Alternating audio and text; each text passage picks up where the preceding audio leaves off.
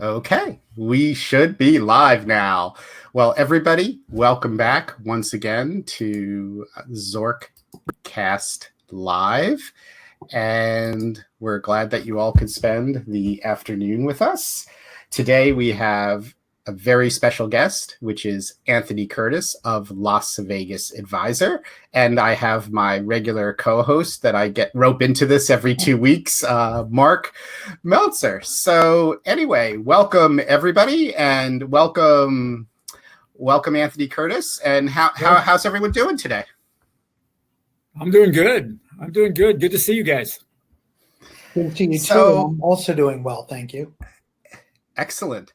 So a lot of news, a lot of questions coming out of Las Vegas. So maybe we should just jump into this. Well, actually, before we jump into it, AC, tell if there are some people actually watching who might not know that much about Las Vegas Advisor.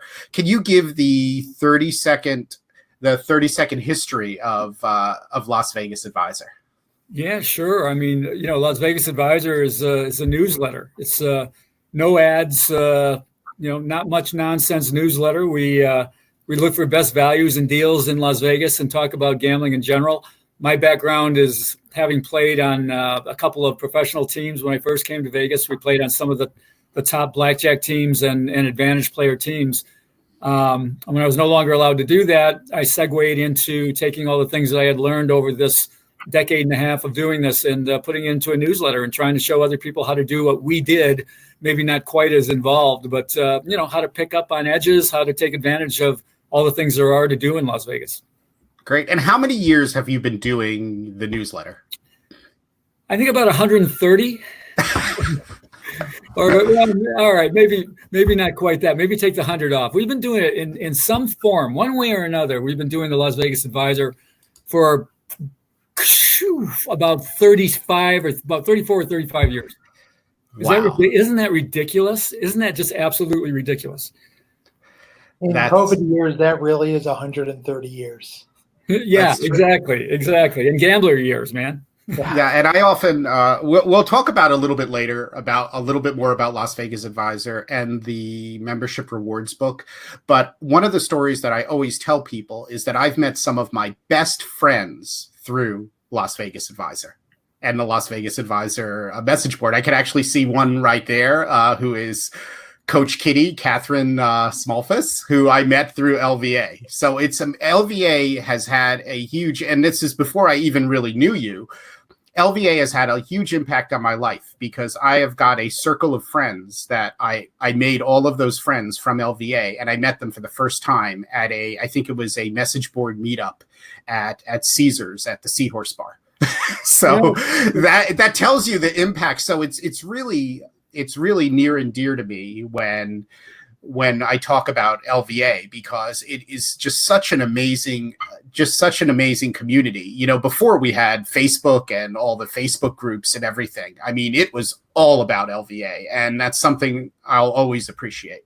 Well, it's, that doesn't surprise me because I've heard it so many times, and I mean, even it's a bunch of like-minded people. And it's people that A, really love casinos and love to do things in casinos, and B, they want to get more out of it. So they tend to get along once they get together. And the whole thing took on a life of its own. I mean, people would read the newsletter and then get on the forums or whatever and set up their own meetings and get together. And it always amazes me. I meet guys now who are like big in the industry, whether on the industry side or really well known in the player community as perhaps really good poker players or blackjack players. And they come up to me and they go, I started, and they're all younger than me, so I believe it. They go, I started with LVA. This is how I got going. So I'm not surprised, and I'm kind of proud of that. It's pretty cool when you think about it. Absolutely. So now that we've gotten all of that out of the way, and I got my teary-eyed nostalgia out of the way, which I absolutely love. So Vegas casinos, lots of news coming out this week. What's going on? What are your thoughts? What's the first thing that pops into your head?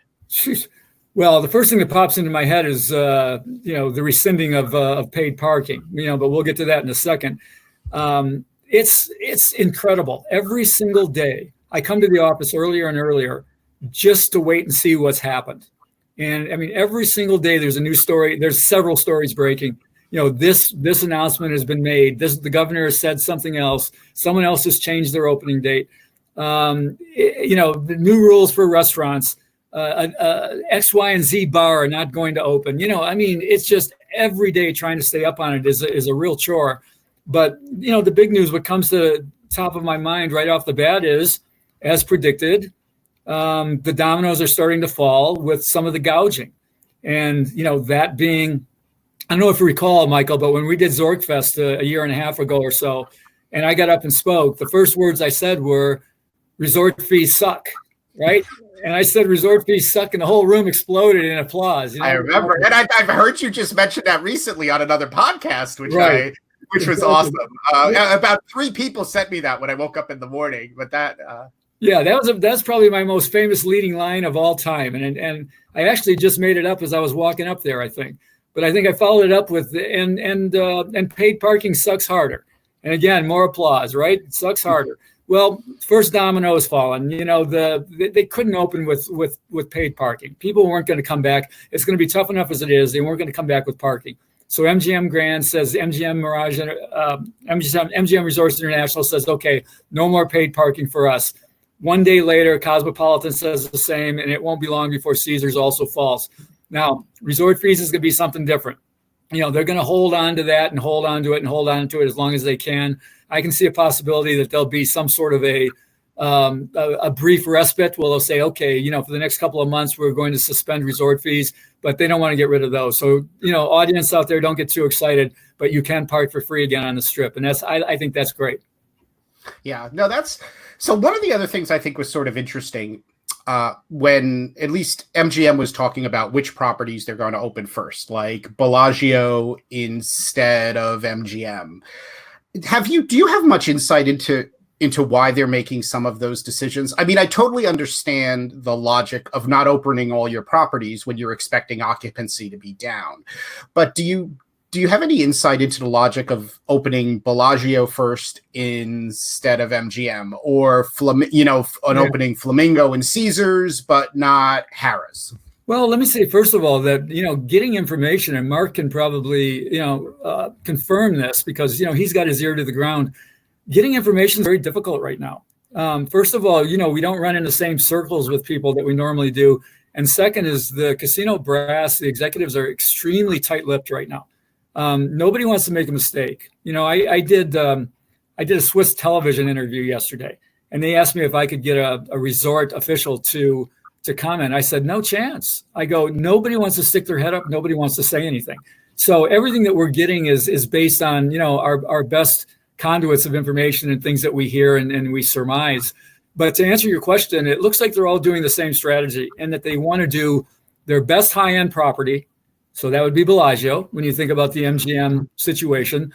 And they want to do their most efficient lower-end middle market property. And apparently they deem that to be New York, New York. So they were trying to get as much of the market as they can with the least exposure in terms of expenses and all when they're coming back, when they're bringing people back to work. Then they want to monitor the market. So we're going to see the same thing happen probably with Caesars. They've already said they're going to open up Caesars Palace, their best high-end property, and one of their smaller middle market properties on the other side of the road, something like whatever they choose, the Link or Harrah's or whatever they choose to do. So they're just limiting their exposure, their risk, the amount it's going to cost them to open up. They're going to monitor the market, and they're getting as much of the market that's coming in as they can with this strategy. That sort of makes sense. Do you pretty much so align with that idea, Marc? Does any of this surprise you? No, this is actually had to sort of disagree with Anthony while agreeing at the same time. It is impossible to get official information from anybody outside of one venue, and that's been the earnings calls the past couple of weeks, which have offered some great information for the properties. So to what you mentioned about the high-end properties, totally agree. And that MGM said as much. They opened Bellagio specifically because that is their competitor to the Venetian and Wynn. So, and the same with the value properties. With regards to New York, for example, That's being open because it's a smaller property that can be run efficiently, to what Anthony was saying as well. I think the right now it looks like Flamingo is the current hot rumor of the day for opening for the Caesars Value property. My thought process in this is that they're going to either open the Link or Flamingo because they're both attached to the Link Promenade. So it'll offer their customers a way to go outdoors and eat and drink in more spacious environments. And supposedly the open air is good for not contracting the virus from others.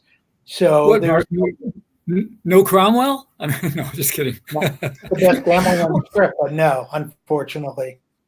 And I think, do you think that, I mean, from a commercial perspective, you would have to think some of it has to do with gaming, at least on the high end properties, right?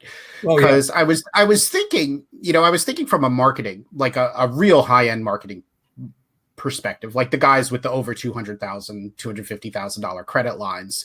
I mean, if you threw enough loss rebates and free play and match plays and other things at them, you might get some of them back. It's not like people are playing Baccarat in Bellagio when they're sitting on top of each other, in the Baccarat room. So it's not like there's a lot of, quite frankly, there's a lot of social distancing to begin with when you're in a 3,000 square foot suite and you can order everything RFB up to your suite and you can gamble, pretty much so in privacy. So I was thinking that maybe there's some commercial element that they're thinking, hey, these properties will be good properties for us to lure back some of our high-end players with some juicy offers. Well, that's what they're hoping for. That's what they're hoping for. If a whale comes in from Asia or South America, they don't go hobnob with the hoi polloi. They're by themselves anyway. So they don't care that Vegas isn't going to be jumping and hopping. They're going to want the best suite. They're going to want really great grub, if you can call it grub, the stuff that they eat. So they're going to have their good chefs going for them, and they're going to want to play and gamble. They gamble in privacy anyway. They don't gamble out on the floor 99 out of 100 times. They're by themselves in the salon, sometimes roped off all by themselves or often. So, that's what the high-end thing is all about.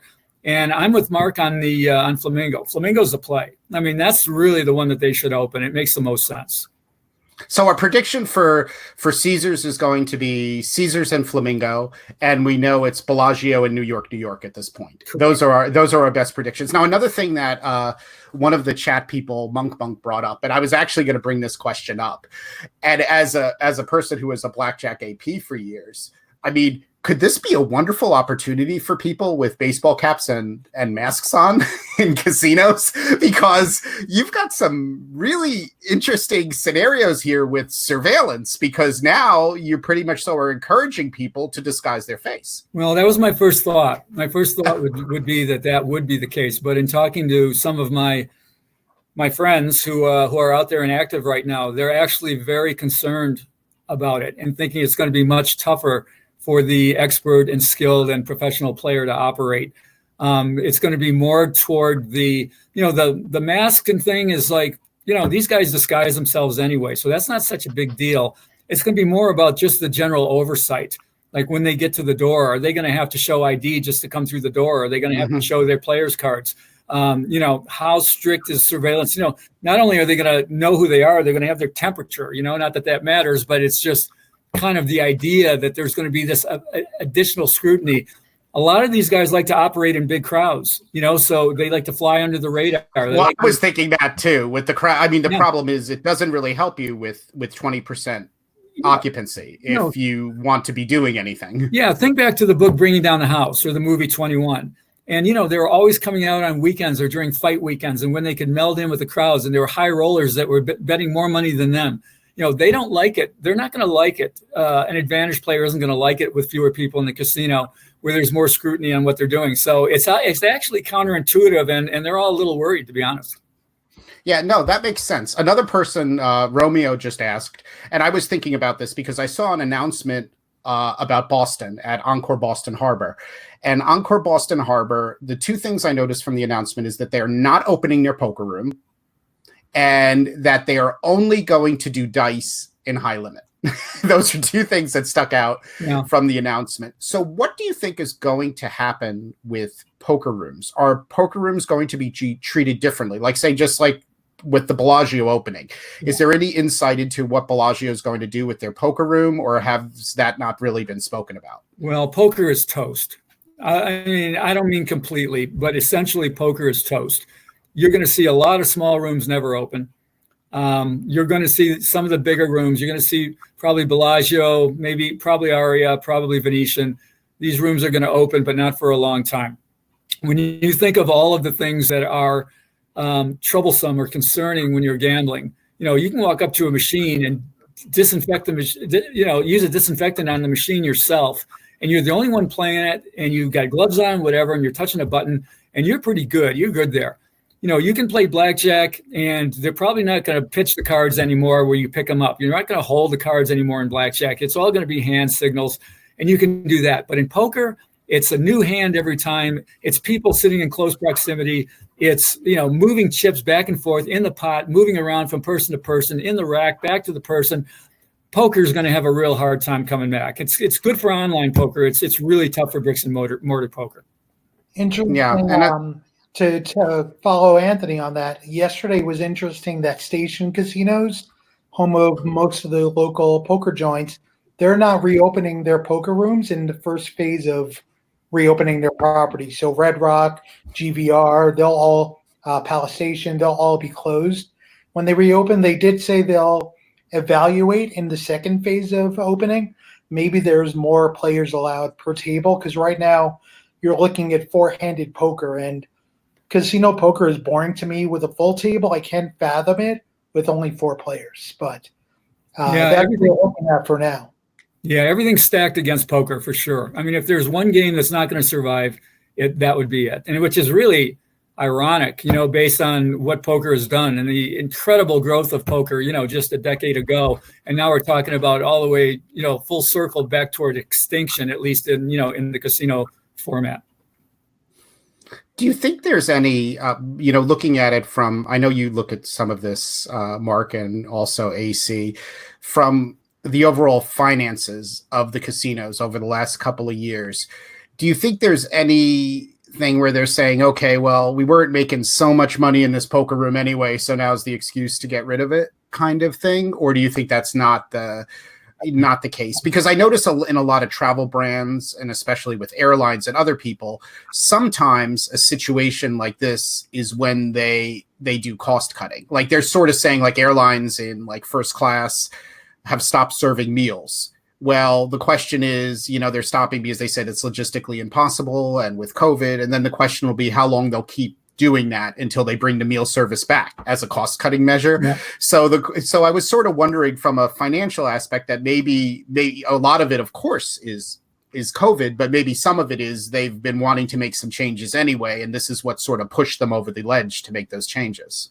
I think you're 100% on the mark. I mean, when people talk about whatever silver lining there might be in the shutdown, in the pandemic in general, it's about being able to assess your situation and being able to pivot.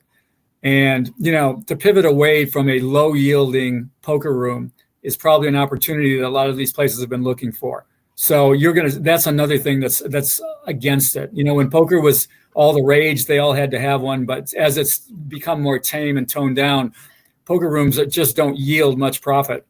And to be able to get off of that, this gives them a golden opportunity. So you're on the mark there.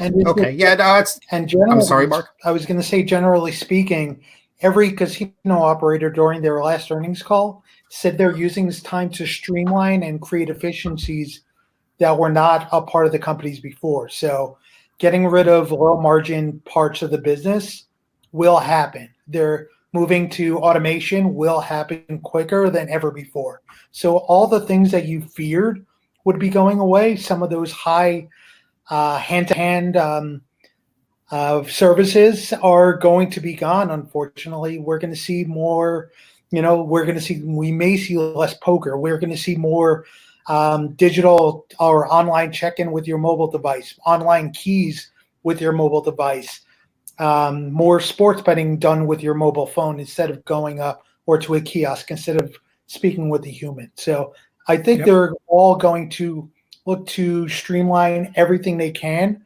And ultimately, it'll save them money, but it's something they have been working towards. The MGM 2020 plan was released last year. So this is not something new, but this is the push that a lot of the companies are needing. Yeah, Mark, think of it extend it even farther into the casino, where you start looking at electronic versions of table games. All right. So, I'm not sure if all the audience is familiar with it, but, there's stadium blackjack, stadium craps, stadium roulette. That means you sit in something that looks like a mini stadium format in chairs, and you're being dealt to by a single dealer, and you're making all your bets on a screen. And we're gonna see more and more of this sort of thing. Especially in the near term, the social aspect of Vegas gambling is going to be affected to a great degree. Yeah, well, I noticed, some of the stadium gaming has never really caught on in the United States. But when you go places like Macau, you notice it's like a room that's like a football field with terminals. Right. And you've got the people at the front of the room doing the roulette or actually doing the actual dealing of the baccarat, and it's on screens. And I know what a lot of people like about those stadium games is that literally you could be playing 3 different dealers at once. So you've got like 3 dealers at the front of the room. So you could choose which baccarat game you want to be on, and you could switch around it frantically, which would be like the equivalent to in live casinos, like a player playing at 2 tables. Like I've seen that in London before. I've watched somebody go between 2 roulette tables, spreading chips, Sure. Literally playing on 2. But that's logistically difficult to do at live table games. But it's, with stadium games, the world is your oyster. You could have 10 dealers up in front of the room dealing different games, and you could be betting on multiple games, switching between the games, tracking the trends on different games. So there's a lot of possibility. Well, this is the crack in the door for those kinds of games. This is their chance to get into the game, into the casino. Think back to ticket in, ticket out technology and slots. They originally put those things in the MGM. They had something like 40 machines. Nobody played them. And everyone said, this is not going to work. It's never going to happen. And now what? You can't find anything but. When they finally found their space, they finally got in through the door, through the window, over the transit, whatever you want to call it. This is that same situation, that opportunity for electronic games. Absolutely. And who's it? The El Dorado CEO, Tom Reeg, mentioned that they plan on installing more of the electronic table games in their properties because of this. And whether it's the stadium gaming where you can fit up to 100 people, or the smaller units that are socially distanced that can fit 3 to 7 people, you're going to see more. It definitely seems like we're going to see more of those. And I mean, the properties that are opening straight away, whether it's Treasure Island or the Venetian, you already have these units installed at many of the casinos. So it'll be interesting to see if people migrate from tables to those games, because typically the people playing the electronic table games are slot players that are just looking for a different game to play, that don't want to deal with a human dealer. So it'll be interesting to see how the play changes on this. Yeah, I can't wait till they open. I'm going to stick my head into every single one of them and see what they're doing. No, I'm super curious about a lot of what's going to happen, because these are going to be major shifts. Yeah, you might see, there's something called a craps tub. It's a tub instead of a table. It's just basically a tub with, one guy who runs the whole show. The stick man is the dealer and the box man all in one. And you've got, two people on each side. You're going to see all this kind of different innovation that really basically coming from the old days. Things that didn't work before are going to be brought back, and they're now going to fit in. Yeah, well, because I keep thinking about the economics of it. Everyone you read in the media, and they're like, oh, there'll only be 3 people at a blackjack table. And I'm like, well, casinos have been going crazy for years with labor, and they hate the idea that dealers are people that they have to pay. They're not machines that they can just plug in. And regularly they would like 6 or 7 players at a table, and now all of a sudden they're saying, oh, we'll just put 3 people at a table. And I'm thinking, well, that's going to screw up the economics right there, because your labor costs are going to go through, maybe at first occupancy is low. it's not a big deal.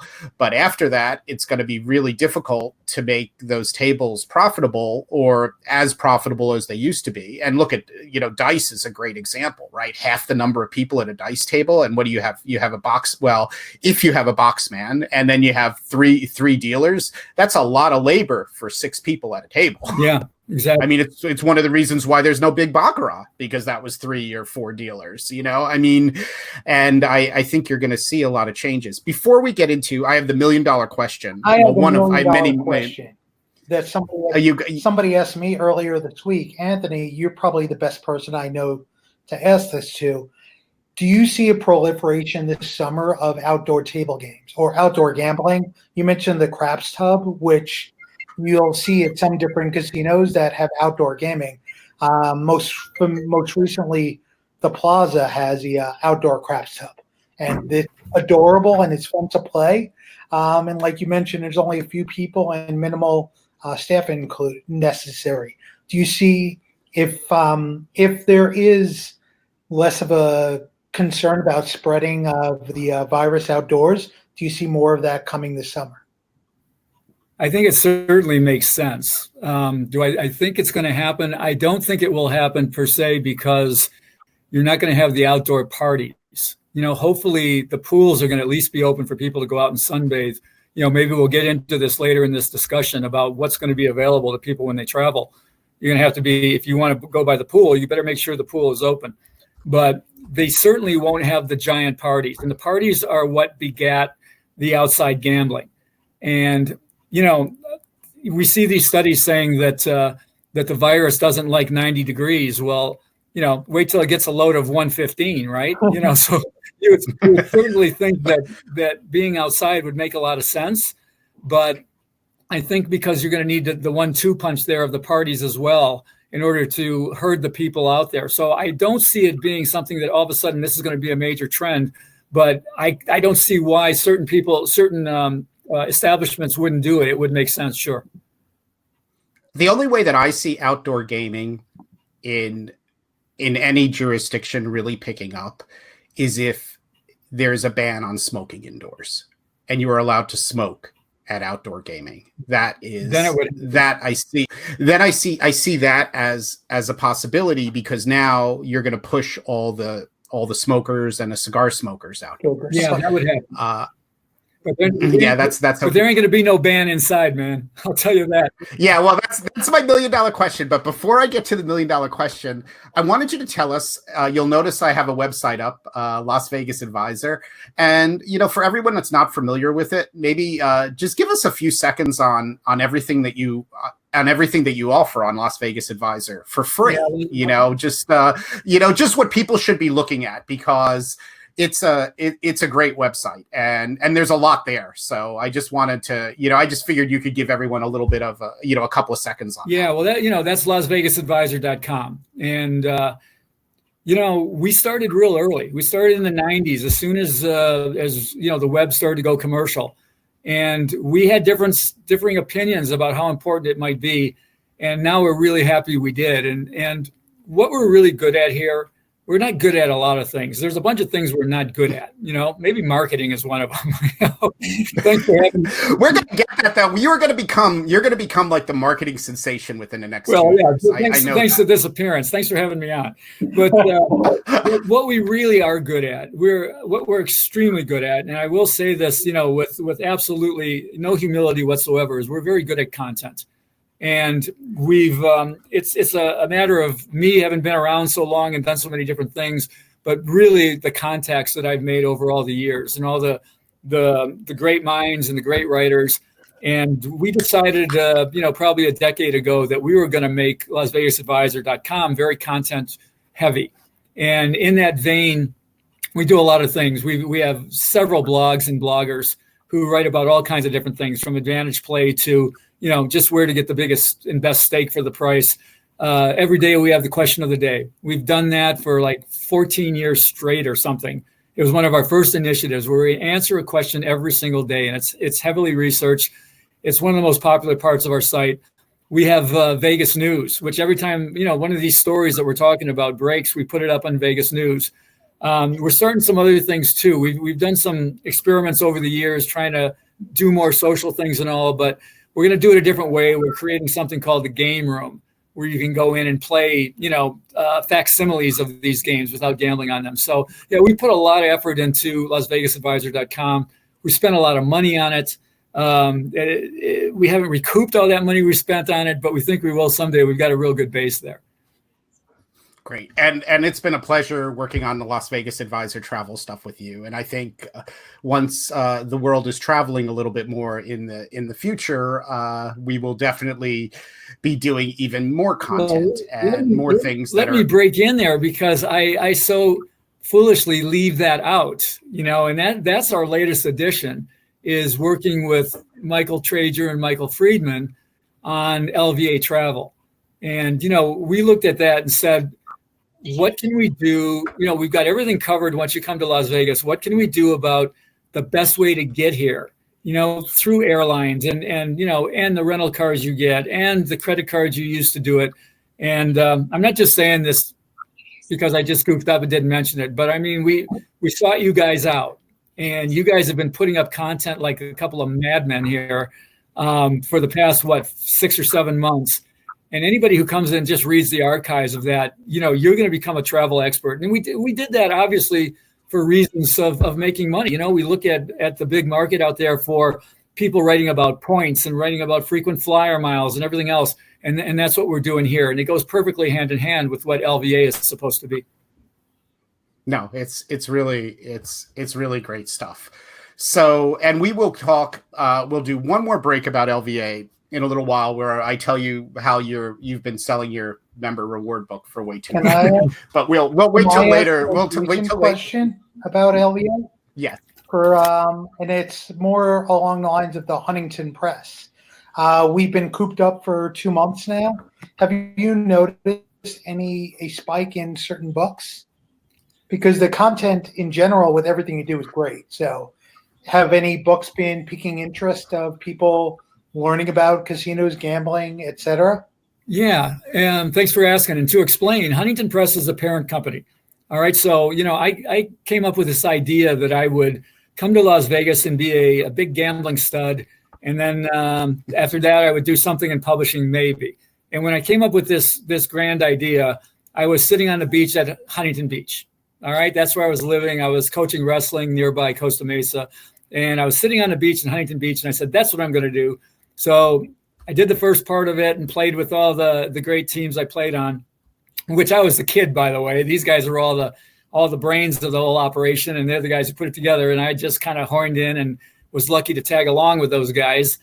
But when I got into the publishing part of it, I had to name the company. So I named the company Huntington Press because that's where it came from. Now, the most important thing about Huntington Press, which is a media company and a book publishing company, is the Las Vegas Advisor. And I'm much better known now as Las Vegas Advisor. So that's where the difference is between the names.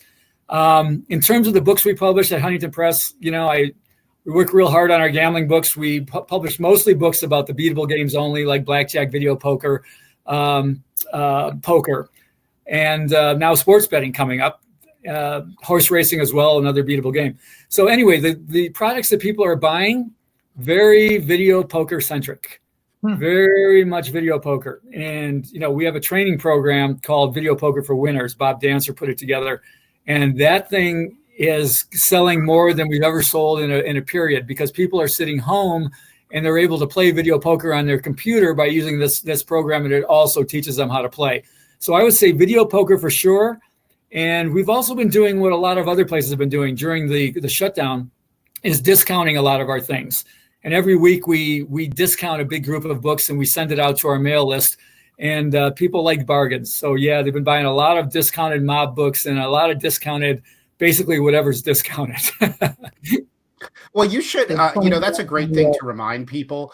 And I know people don't like to sign up for that many mailing lists, but the LVA weekly mailing list and offers are really good. And I would say out of all of the emails I get, there's always on point stuff there. And also, like you said, the sales and the deals. And I have so many of your books, and it's just great stuff. And that was what always got me. I'm still a book person. I just love books. And is there anything, that's curious about the video poker. Before we get back to that, are there any new books coming out in the next couple months that we should be looking for or aware of that you're excited about? Yeah, actually, a really old new book. And I mean, this is a book that came out, about a decade ago, and we weren't the publishers, and it was self-published by a guy named Frank Neeland. And Frank is a video poker wizard, and the book is called The Hidden Secrets of Video Poker Progressives.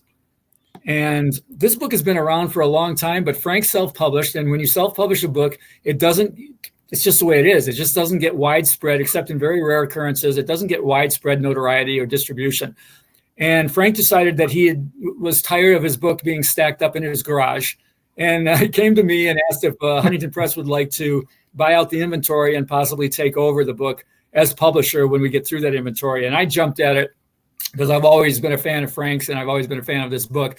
So we have this new book out about, it's everything you'd ever want to know about how progressives work and how the meters work and how you should handicap progressives. And sometimes it's smart to get in on a progressive even before it's hit break even based on things like meter speed and all that. So all of this stuff is included. And that's our big video poker release for right now. We're selling that at a discount right now. So, and we're selling a lot of those, back to Marc's question.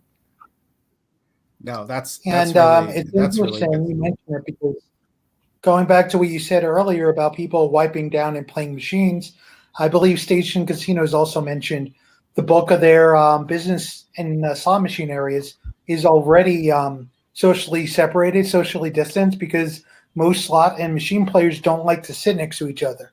And I think practicing video poker, I've mentioned that in pretty much every chat we've done, Michael, and it's a great time to learn how to play the machines correctly and to your advantage. So it's not surprising that that video poker books are popular now and will be probably popular moving forward.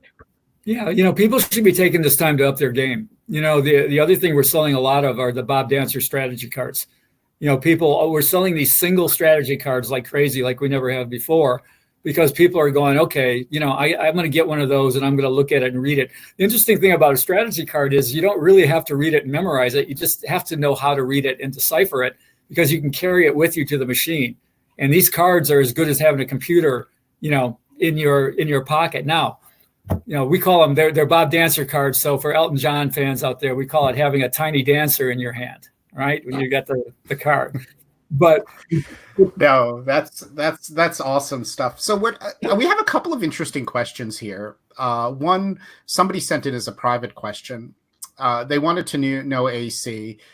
And this is a tough one to answer, and I don't know how much you want to say about this, but do you expect the resort and casino owners, such as Ruffin, to push back should the governor extend the shutdown order? So I guess basically I guess the casinos are starting now to announce, like Venetian said, June 1st. What's going to happen if they can't open on June 1st or they're told that they can't? Like, what's procedurally what's going on? Yeah, there's a front and back to this. If the question is, will they go rogue and say, screw you? No. They won't do that. That would be too much to take on. But what they will do is they will continue to apply more pressure on the governor and on the decision makers, meaning gaming control and everyone else. They've made it well known that they want to open up. They've pressured subtly, and anybody who thinks these things aren't connected is crazy. It's the biggest, it's by far the biggest industry in Nevada, and the biggest industry has influence. So they will push very hard. In my opinion, that's why Governor Sisolak passed it off to the Gaming Control Board, because Sisolak had painted himself into a little bit of a corner, saying that the casinos couldn't open until X, Y, and Z happened. Well, it wasn't going to happen fast enough. So by pushing it over to Gaming Control, they can now circumvent that. Sisolak doesn't, he looks okay, saves face, and they'll be able to open. So question is, to answer the question, if they were to say no, we will not allow you to open, they won't go rogue and open against the law, but they will levy more pressure. And to your point of applying pressure, this week we're seeing the announcement of casinos. I believe MGM, Caesars, and Station are now partnered with the hospital organization here to provide testing for their employees. They're bringing in employees now to train on how to move forward. So I think those are subtle little ways of pushing the gaming control board to move quicker than they may have wanted originally. Absolutely. They want to look as good as they possibly can. They want to remove all barriers, of opposition. And by being good neighbors and good citizens, that just pushes it further. It's not going to be long. We're looking at about 14 days from now. If it's not June 1st, it's going to be real close to that. Yeah, that makes sense. And I thought that made a lot of sense when he pushed it over to the gaming control board. I thought that was exactly what was going on. As far as other like casino scoop, I was hearing a little bit of scoop or rumors that Circa's still on track, which I hope is the case. That's pretty much so been, quote, confirmed as much as it. Breaking news. I got a tweet from them today saying an announcement is coming soon, which hopefully means there's an opening date that they'll be ready to announce shortly. Yeah, that almost makes me a little worried because they've been sticking to, basically the latter end of December forever. So I wonder if an announcement might be a little push, a little shove forward. We'll see. But based on everything that we've heard and seen, there's been no interruption in construction at all of these big places except the ones who chose to shut down.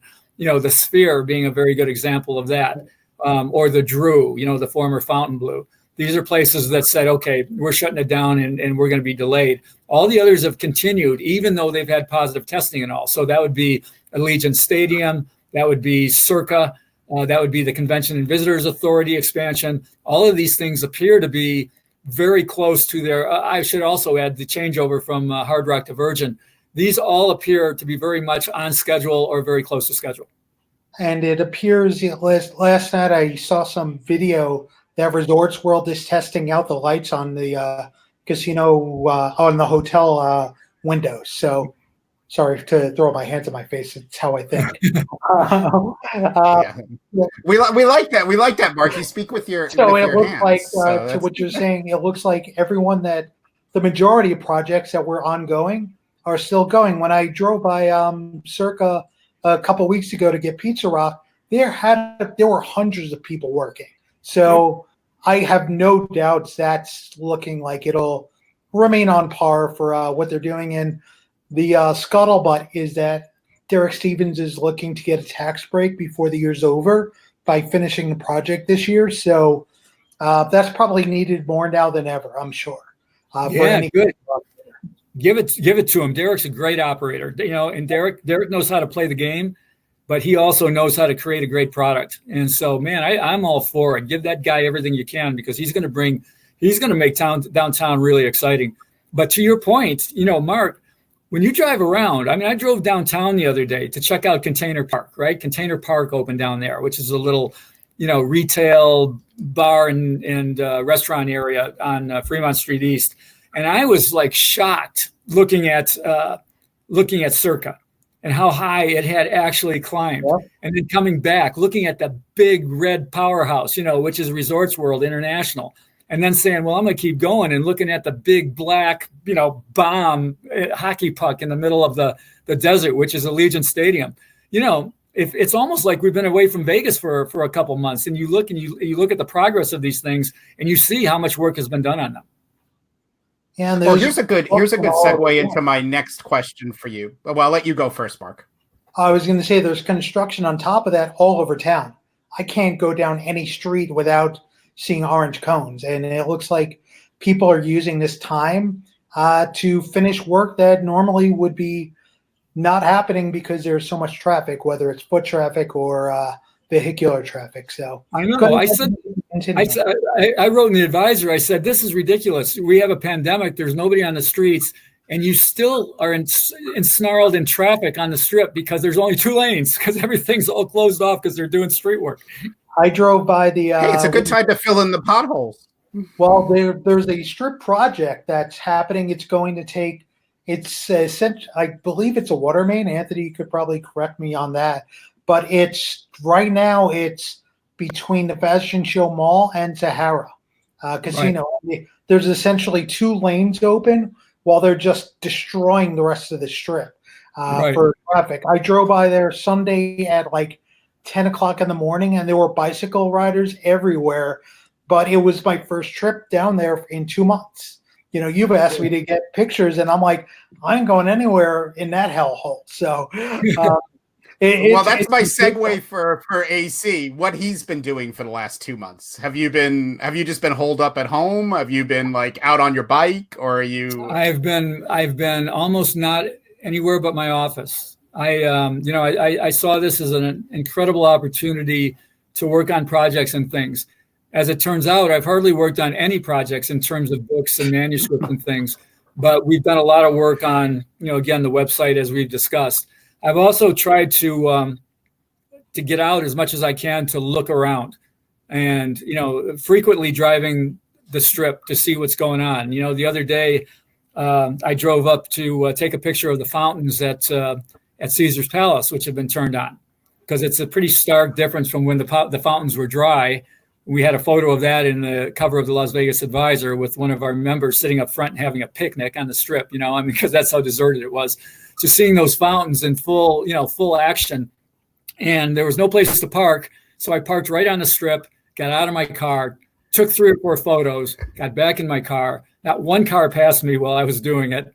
So I go out there to get a feel of it. I looked down the street and I saw a dude skateboarding on the Strip, up and down, up and down. Now that's not to say there are 0 cars and nobody there, but they're just so far and few and far between. So I've been doing a lot of that. I've been eating out at a lot of the restaurants, trying their takeout, trying their new things. For instance, in Chinatown, we're located right there, and a lot of these really good restaurants here have gone to bento boxes. Anyone who doesn't know what that is, it's sort of a Japanese sort of picnic lunch that they put together. And, you just trying things that maybe I wouldn't have tried before. I've tried to take advantage of those opportunities.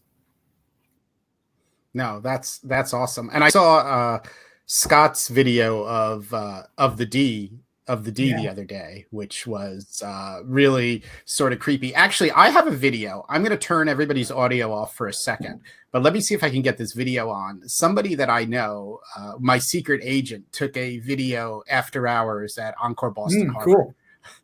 And so let me see if I can get that on. So I'm going to turn everybody's audio off. You might have to turn it back on yourself when we go back, but let's see.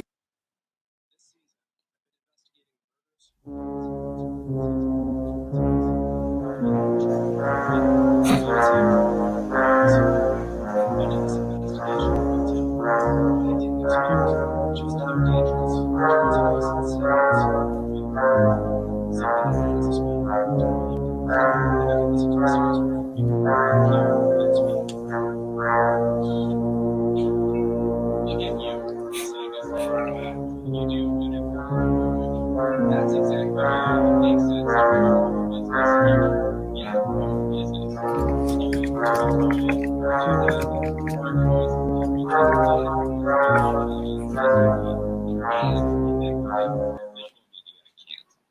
Try it today at adstudio.spotify.com or tap advantage. So I think I got us all back. I was hoping everyone's on. What did you say, Mark? I said I was hoping we'd see somebody get into a fight at the end of the hall. Yeah, I know. It was pretty crazy, though. AC, did you get your audio back on?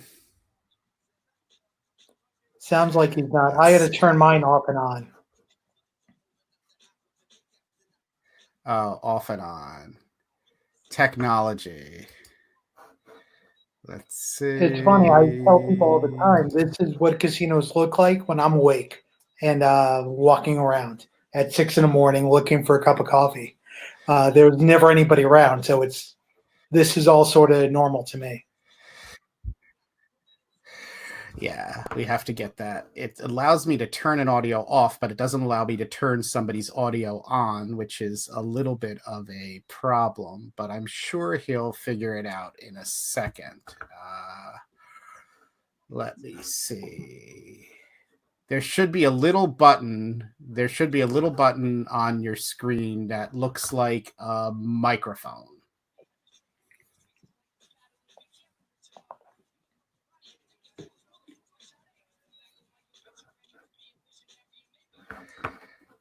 And while we're doing that, that's it. He's done. The glasses are off. No, we'll have him back in one. We'll have him back in 1 second. We just need to get the. We'll have him back in a second, but let's just pull that up. So, Marc, a lot of interesting observations today. Yeah, Anthony is great for that. Anthony has a really good.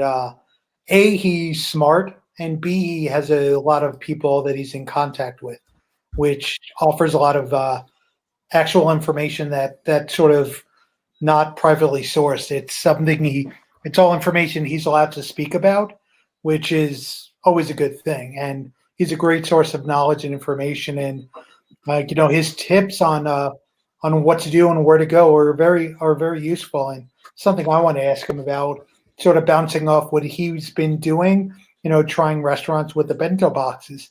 Are these places that he already was frequenting, or are these new places that he's visiting for the first time? Because for me, I'm the opposite. I'm not going anywhere new. I'm just going to the places that I enjoy and making sure to give them money because I want them to be open when they can be ready to be open again. So what's been, are you feeling better lately? Or, I mean, you've been really busy lately. So like, what's been keeping you busy, or what's really been on your mind lately this week? Because we haven't, busy and on my mind are two totally different things, because I can't really write about 30-year-old wrestling videos I've been watching. But there's so much news and speculation about what's happening in Las Vegas when casinos are reopening. And it's the number one question that I've been getting for the past 2 months. And like Anthony mentioned earlier, until the government gives us an actual opening date, everything is speculation. At this point, though, it feels like where he's correct. We're looking at a 2-week window of opening where, there's so much pressure being put on the gaming board and the government about with having employees inside the casinos already, getting ready to welcome guests visiting. So, I think we're going to hopefully have an answer on that soon. Otherwise, it's, this morning I wrote about the South Point is going to be hosting a bull riding event for like a 2-week period. They're hosting it, but as a TV studio, not as a venue that's going to have fans. It'll be fanless. The crews out there are going to be socially distanced. We talked about MGM offering the same thing. I pushed that 5 times, but not with that. Oh, you're there. Right. He's back. I hear audio. Yeah, we've got you back, and you've got to turn the video on again too. All right, here's what was going on. I was doing it with my finger, not my mouse. So. Oh, you know what? Can we just blame it on Tanya? No, Tanya's the one that made it happen. She's the reason I'm back. I feel so bad because I put that video on and I'm like, oh, I'm gonna do it. But this is part of the joy of doing a live show. You see, this is real life here. So anyway, finish your thought, Marc, and welcome back.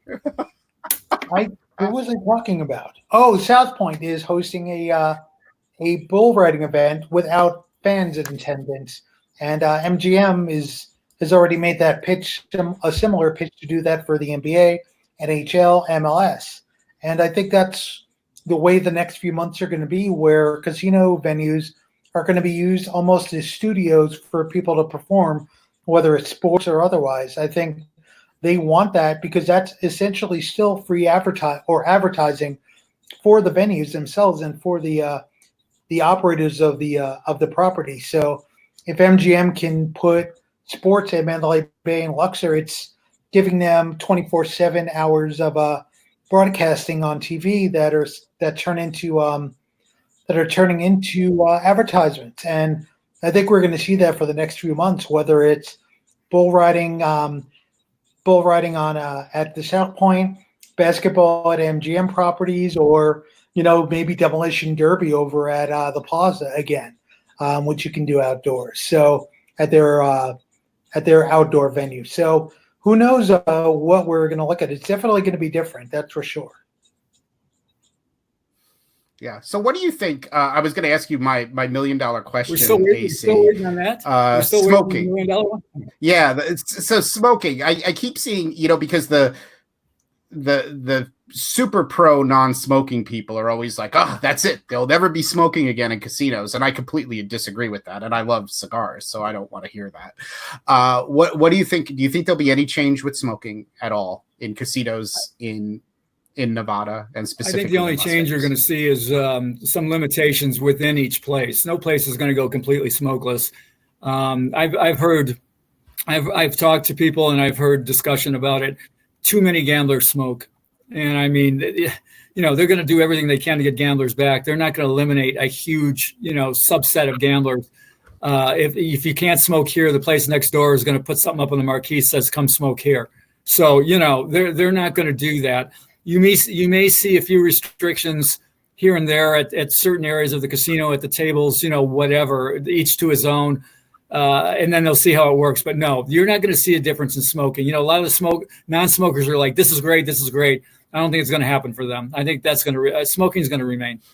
I like your outdoor idea. Yeah, well, your outdoor idea was really good, but I even think that's pushing it too far. Yeah, well, I tend to feel that non-smoking will never be a thing until every casino has to operate the same way. Because they tested that. I remember Atlantic City went non-smoking for all of, I think, 48 hours or a week. I think, remember, they built all those smoking rooms and they did it. But then when Revel launched, they launched as a non-smoking property. And we saw how that worked out. And it's usually next to impossible to launch as a non-smoking property when the property next to you allows smoking. It just doesn't really work, and that's because, like you said, people will go over to the other property. It just isn't.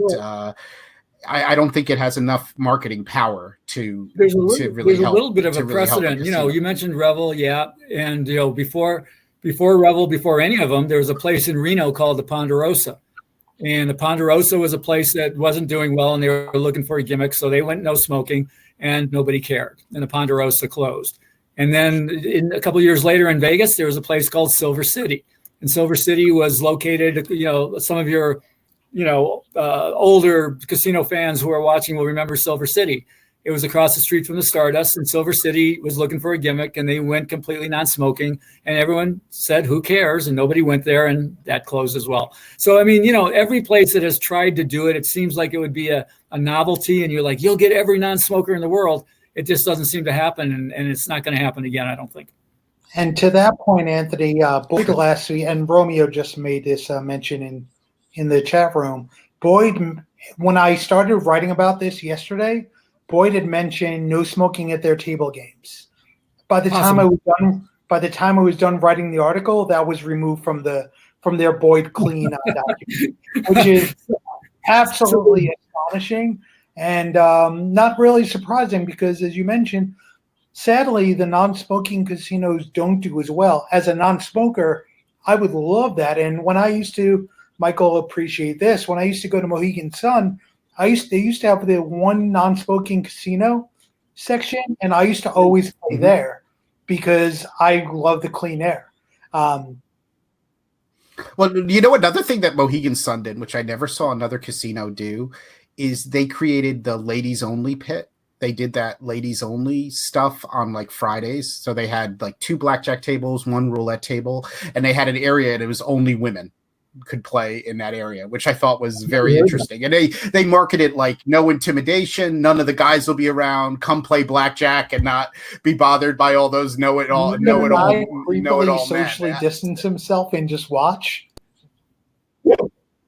Yeah, that could be. Mohegan's a very, very interesting property. Before I wanted to definitely get to the membership rewards book at Las Vegas Advisor. Huntington Press has been around a long time, known for their gambling books.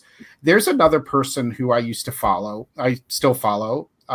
His name was Lyle Stuart, who was also a publisher, and he published a lot of gambling books. And he actually came from the same town that I grew up in Fort Lee, New Jersey. And I know he was quite the character and a big gambler. And I love some of his older books. Do you remember much about him because I remember his publishing company I think was bankrupt by a lawsuit by Steve Wynn, because he published that book about Wynn, and then Wynn won that lawsuit against him because the guy from Scotland Yard and all the rumors about Wynn. But I was wondering if you had any anecdotes about Lyle Stuart, or if you had ever met him, or played with him or anything, because he was a big recreational gambler. Yep, I knew Lyle player. And Lyle was a real gutsy gunslinger, willing to take chances, and he took too big a chance. His publishing company was called Barricade. And he got in trouble when Steve Wynn wrote Running Scared. And that was a story about Steve Wynn. And, John Smith dared to say some things that Steve Wynn didn't like. And Lyle Stuart wasn't careful in some of his advertising, so he got pulled into it. And, Wynn cleaned him out with a court ruling in his favor. But Lyle was... honestly, Lyle was an interesting cat, man. He was an interesting cat. He just kind of didn't care, and he loved gambling so much, and he had a lot of money from other business ventures and things he did, that he started his gambling publishing company. And his books were, I wouldn't call them mathematically rigorous, but well, so I have a collection of vintage books, and I've spoken about this book. This is one of his, and this is a picture of him at the dice table. And he was definitely not mathematically rigorous, but he had some of the best stories. But he also published some of these old, you probably haven't seen this one in a lot of years. But I collect a lot of old Baccarat books, and I always thought he was such a character. And I've been meaning to ask you for years, have you met him? Because because he seems he's very much like the character. He was actually very, very gruff. I mean, he was a hard-edged guy. And I mean, he loved to gamble and I think, probably party in his own way. I talked to him on a few occasions, and he was always very, very stern. I mean, he didn't seem like a fun guy to me, but I know what you're talking about when you look at his books and things. And he was a trailblazer. He was one of the first guys that showed that you could do gambling books and people would buy them. But I didn't know him that well, but he was an interesting dude. Cool. I love that kind of history. So somebody asked a question. What was your favorite decade in Las Vegas? Or is that undetermined? Everybody hates me when I answer this, because I always answer the current decade. And it's true. And I came to Vegas at the end of the 70s. So I actually moved here in 79, but I'd actually come on a couple of trips before. And so I saw the end of the 70s, and I saw the 70s was the mob.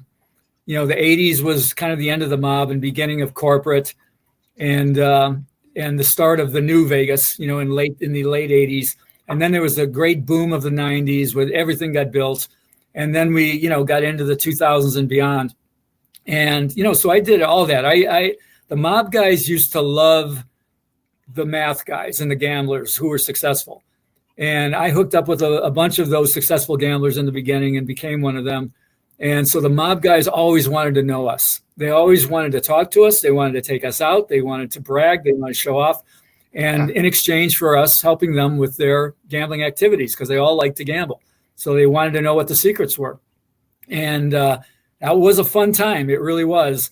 But every year Vegas gets better and better to me. And even when they're gouging on the Strip and the Strip gets worse, other places like downtown and the locals casinos get better. And I just keep thinking that every decade there's more to do, and you can always get a taste of old Vegas if you know where to go. So, I mean, I like the current decade, and I'll probably like the next decade better. That's just the way it's always been for me.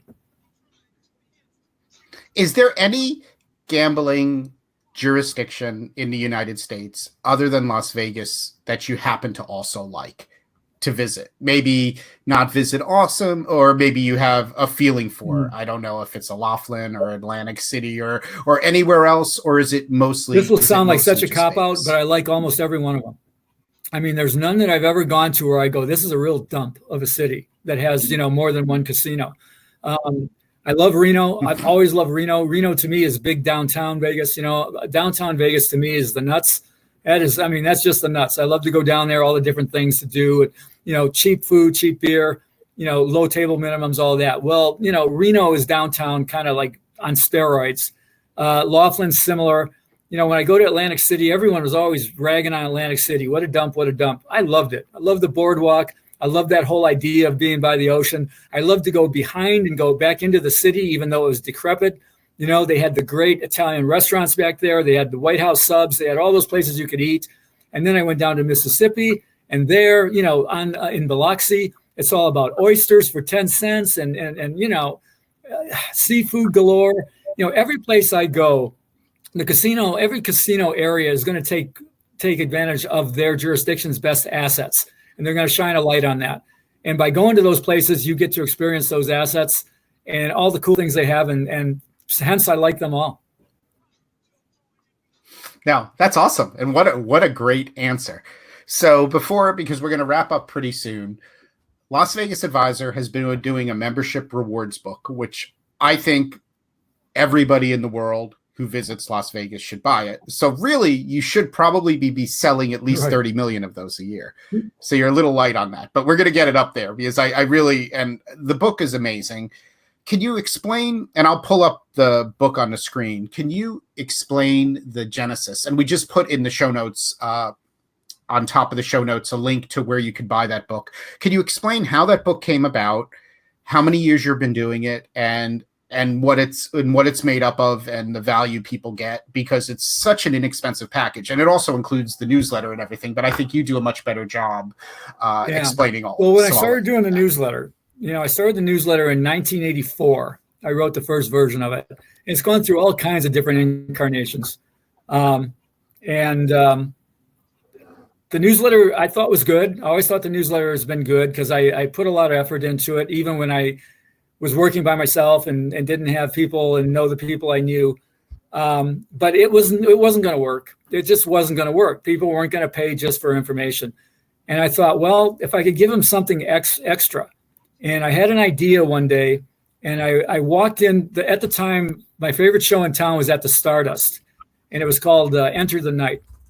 And I somehow got into the office of the director of the show, and I said, could I have $2 off Enter the Night? I think at the time the tickets were probably $21. I said, could I have $2 off for Enter the Night to give to my readers? And this is what year about was this? 1993, 92. So Boyd was owning the Stardust at that point, because I used to play, my first real Vegas casino that I played at was Stardust. And that's where I really got into playing Baccarat, was at Stardust, because I love their Baccarat room there. And I just love the whole feel of the Stardust was just wonderful to me. And what I used to do after the shows, I saw George Carlin a couple times there. And they were always really nice to me at Baccarat. And I know you'll appreciate this. They used to leave coupons when you went to the show that were match play coupons. And I used to go around the room and collect them all. And they used to let me use 10 or 20 of them a night at Baccarat. So I always got a kick out of, I walked around and I collected all the match play coupons that they would let me use, because they were. Well, I used to go to shows just to I would find out which shows were doing that. And I would go just to pick them up off the chairs. So, those are my scuffler days. But anyway, there was a woman named Kathy Espen, who later became one of my authors. She wrote a book called Kidding Around Las Vegas, Things for Kids to Do. But Kathy took a meeting with me and said, sure, I'll give you $2. Later told me years later, she says, how could I not give it to you? I never saw a guy take a first meeting in shorts. I guess I walked in shorts. I don't recall that, but apparently I did. And so we got $2 off and Enter the Night. And shortly after that, right after that, the Feast Buffet came out at Palace Station. And that was the complete changing of the guard of what buffets were like in Vegas. And I went to Palace Station and talked to somebody there. And I said, can I have $1 off the Feast Buffet? And they said yes. So all of a sudden, anybody who bought the Las Vegas Advisor for $3, that's how much it was at the time, was also getting $3 in coupon value. And all of a sudden, we started selling more. And I said, aha, so this is what it takes. And from there, I just built it. And we made sure that everything we got was not garbage. We've been offered, a free pretzel if you buy a dinner. Like, no, we've been offered buy dinner for two and get a dessert. No, we don't do those. We do things that save you money. And our biggest problem, I mean, literally every person who comes to Las Vegas, because of the value of this book, ought to have it. What they would save in food, drinking, gambling, all the match play we have, but we don't. And, I think the reason is that they just don't believe it. People hear about it and they go, oh, that's baloney. There's no way something could be that value, but it is. It's the best incentive book package to any city, anywhere in the world. And that I can say unabashedly is true. Yeah. And you're talking, this is basically for the book is $37. If you want online only, a lot of people a lot of our people like to have the newsletter mailed to them so they could hold it. Here's a recent one. They want to be able to hold it and pick it up and read it and all that. So it's $50 because there's postage and printing and all of that. But you can literally, for $37, you can get the newsletter online. You can read it all online as soon as it comes out, and you get the member rewards book. And we do a tally of the value. The reality of this value, now nobody could use it all. There's 130 some coupons in there. Nobody can use them all in 1 year. Unless you live here, then you probably could. But the whole value is over $3,000, and that's a true mathematical value. The gambling coupons alone, just in free play, are worth almost double the $37. It's worth about $65 or $67. So it's ridiculous. You would think everybody would buy it, but they don't. So whatever. Hey, Anthony, one of the but anyway, I really, I was going to say, yes, Anthony, somebody in the chat earlier asked if there's any plans for expired coupons or coupons that expired while we're shut in. Well, guess what? This wasn't done on purpose, but it's perfect. If you go to LasVegasAdvisor.com, today's question of the day answers that in completely what we're going to do. And we've got an offer for an exchange under certain circumstances. And we always have 100% refund on the product as well. So anybody who feels that they got gypped or they bought it specifically for one vacation that they're not taking, all they do is get it back in our hands. So we're sure that they didn't use it. They're not double dipping us, and we give them their money back. But we're also going to allow, people who opted for the 2020 to turn it in and get the 2020-21. So go to LasVegasAdvisor.com. The question of the day changes every single day, but today's question of the day answers that question and tells you how we're going to handle it. Perfect. And it's right on the screen right now. So I just pulled it up, but I have to tell you, and this is one of the most interesting things about AC, I don't know any other company that would take the bull by the horns and actually answer that question before they were, outright to companies. And it was funny because I saw that question come up in the chat and I said, that's a tough question. But this is Las Vegas Advisor. When you read that newsletter, they have always set aside their commercial positions, and they say things the way they are. And I know you've pissed off a lot of companies over the years, but they always say it like it is. And today it is very, very rare to find any media outlet that will have that kind of integrity and honesty. Because if they say it at Las Vegas Advisor, they will not say it unless they mean it 100%. And that's something that I stress to people because it's very unusual, especially in the travel blogging world and everything. You just don't find that very much. And I mean, there would be some people who would disagree with you. I mean, there have been some disgruntled customers that, they just want the world. And on the other hand, you've got to go, look, I'm sorry, the customer isn't always right, but we do try to, bend over backwards for them whenever we can. But, this telling it like it is thing, it was actually a marketing strategy. And what really put us on the map was probably all the Travel Channel things that I did, which led to a lot of CNN news and a lot of network news and a lot of, the media they're like sheep. Once they see somebody they like, the next one comes to you and the next one again. And so I did, Discovery Channel and Learning Channel and on and on and on. And the pitch to them always was, or when they came to me is, well, I'll tell you the things that I know that others won't tell you. And that was it. And the more media we got, the more television that I was on, the more people came to our website and bought our product. So, that was the way we did it, but that also accrued to us very well. And we continue to do that. And even the Convention Visitors Authority sometimes sends media to us saying, I mean, they'll tell me, they say, we can't answer that, but this guy will. So that's a good thing.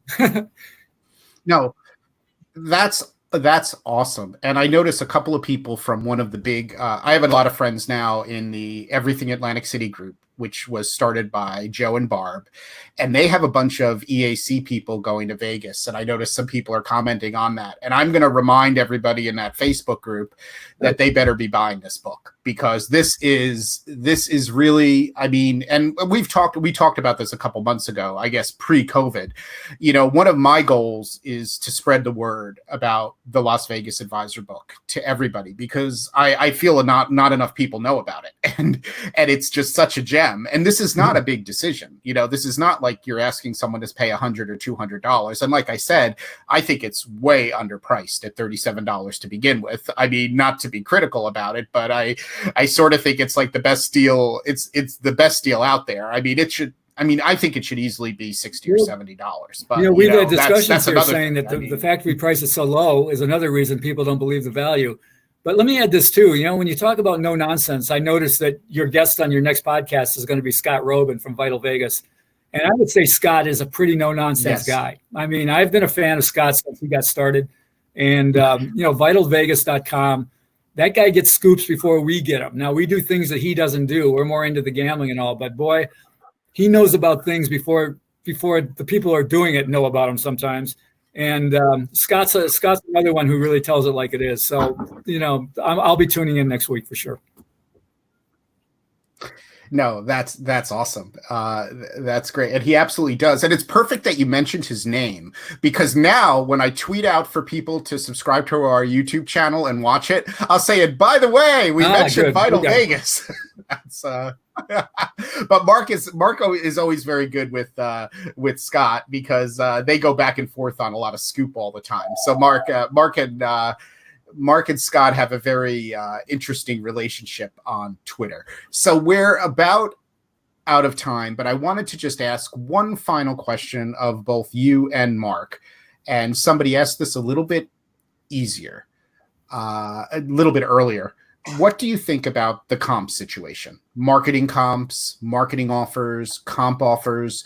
Do you think everything's going to go up? Do you think they're going to test it a little bit? What do you think? And then the other question I have is, do you think they're going to change any of the algorithms? You know, where people are earning more cash back or more reward credits for their play? Or how do you have any thoughts about that? I have a lot of thoughts. Mark, you want to go first, or you want me to? I was actually going to ask you this question as well, because I have my thoughts and what I hear. So I'm curious for you. Okay, I don't think they're going to fiddle much with making things worse. All right, I think this goes similarly to what we're seeing with the rescinding, or at least the pausing of parking fees. The other sacred cow for them has been resort fees, and I think it's going to be very difficult before we see resort fees. I know you didn't ask that question, but it leads into it. I think it's going to be, they're not going to let go of resort fees real easily, but they're also not going to want to do anything else. That's going to be the one negative that they keep, unless a few of them might suspend them for a while. I don't think they're going to make many more negatives. So I think the comps will be generous. I think they'll be at least as good and maybe better. I don't think they'll fiddle with any of their algorithms. I've heard a lot about an opportunity for slot clubs to reset, players clubs to reset, make it tougher on the customer. I think that's dangerous action right now. And, I think they may be planning it. It might happen in the future, but I don't think we're going to see it out of the gate. I think we're going to see only good things out of the gate, beginning with lower room rates, beginning with already the suspension of or rescinding of paid parking. I think that's what we're going to see for the first year or so. Interesting. I'm hearing people thinking similar way. The difference that I'm hearing as well is also from the casino corporations, where during their earnings calls, they're all downplaying the offers they're going to send out for people. Caesars mentioned that they can suss out their most profitable players through Caesars Rewards, and those are the only people that will get invites from them. Other properties are like, we're not going to, Boyd mentioned not increasing their marketing budget.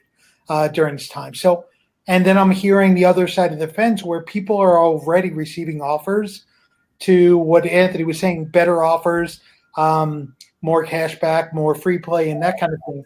So I'm really not quite entirely sure what we're going to see, because there's a mixed message on what they say they're going to do and what they're actually going to do. They've already said what they're doing. Let's see them moving forward. Well, I'll tell you what, Mark, here's what I think is going on there. I know a lot of people who are getting offers now too, and they're good offers. And I think what they're doing is they're protecting themselves from too high expectations. By they, I mean, I'm talking about the industry, the casinos themselves. They're keeping expectations as low as possible. They're, tamping that down, they're tamping that down to a degree, but they're not going to sit by and watch. I mean, a perfect example was when Wynn and Encore put paid parking in, and Venetian and Palazzo did not. And they could not sit by and watch their customers going to their high-end customers and middle market customers going to Venetian, and not high-end because they don't pay for parking anyway, but their middle market going to Venetian and Palazzo. And that's the reason that they got rid of their paid parking. And I'm telling you, all of these competing, Vegas is still a place where you've got 70 casinos competing against one another, and they're not going to let their competitor pull in all their customers with marketing incentives and not do it themselves. So they're going to say one thing, that's going to be the party line. They're going to do another. That's my belief. That makes sense to me. Well, I believe the marketing, I'm with you on the marketing offers. A couple of people are asking in the chat, and then we are really going to finish this up, but this is it's such a great conversation. Do you think they'll make any of the games better? Do you think they'll, on the strip, do you think you'll get better video poker pay tables at lower denominations? Do you think an elimination of 6-5 blackjack? My personal opinion is no, because the average consumer doesn't care about that as much as the marketing offers. The average consumer would love to have double free play. They'll put up with the lousier pay tables if you give them a comp room, you give them extra food and beverage, you give them extra free play. I don't know how much of a marketing positive they would get if they said, we've eliminated all 6-5 blackjack at, Caesars. I don't know. Would that really move a lot of people? But anyway, what do you think about that with regard to games? I think you're correct. I don't think they're going to make the games better. They can't make them much worse, especially, some of the video poker on the strip. So I think what you're going to see is status quo. The best way to look at that is when you look at a non-casino bar, that is a video poker bar, that is a gaming bar. There are two ways to bring in customers. One is to have looser pay tables.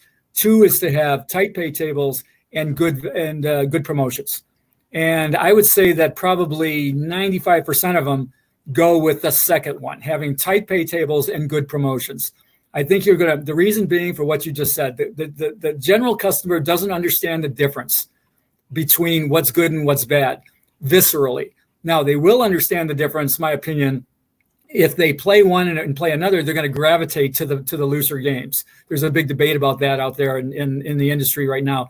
I happen to believe that customers definitely will gravitate to looser games. But in terms of bringing them in with the image of we have looser games, that's not as strong as saying we're going to give you $20 in free play right now. So I think you're going to see the same thing on the strip. The games are not going to get better. They're probably not going to get worse for the most part, but they are going to promote harder. No, I agree with you. From a marketing angle, I think marketing towards good games is really, really tough, with the exception to the old circus kind of this bank is 99% or 97% kind of thing. I mean, I'm still waiting for someone to market a 4%. Yeah, it's been around. They've done it. It's been there. I'm waiting, but I don't think that promotion moves a lot of people. Well, anyway, any final words from you two gentlemen? Because this has been great fun, and I think extremely insightful. We covered a lot of really good topics here. So any final my words? My key advice, and all of I've done a load of media since all this stuff has happened, and especially now when everyone's saying, should people come back right now? And my main bit of advice there is that it's okay to come back if you're ready to come back. You've got to be able to do it. But you've got to understand your expectations have to also be tempered to some degree. You have to understand it's not going to be the same Las Vegas. And I would take it a step farther. If you're going to travel here, you need to call ahead. And you need to make sure that the things you want to do are going to be available. And that goes all the way to, if like you go, all I want to do is lay out in the sun, then you better call where you're staying and ask them, what are their pool hours going to be? And what are their restrictions going to be to make sure that you're able to do what you want to do? You better understand that the show you want to see is probably not going to be playing, and that the restaurant you want to go to may or may not be open. You have to call ahead and make sure that what you want to do is going to be available, or you're going to be disappointed. Okay. No, that makes a lot of sense. And any final words from you, Marc? It could be about ping pong. It could be about country music. I mean, anything that's on your mind. To what Anthony was just saying, I cannot wait until I can have dinner, a delicious steak dinner at the patio, at the prime patio at Bellagio. That's what I'm waiting for. It's going to be a while until I feel comfortable going out for that experience, but I can't wait for that. That's when the shutdown will be. When Marc can eat at Bellagio on the patio, the shutdown will be officially over. Truth. Okay, and I really hope I can make that, and I really hope I can make the trip in for that. Even though there are no nonstop London to Las Vegas flights right now, they've been discontinued until further notice. But for you, Marc, the three of us will convene on the patio when allowed. Let's do it. That sounds great. Well, thank you so much. Thank you so much for your time. Thank you for such a really insightful show. Everybody, please subscribe to us on YouTube, spread the word, because we're trying to make the most informative, interesting shows out there. And I really just thank you guys so much, because this was awesome. Okay. Take care. Goodbye. Have a great night, everyone.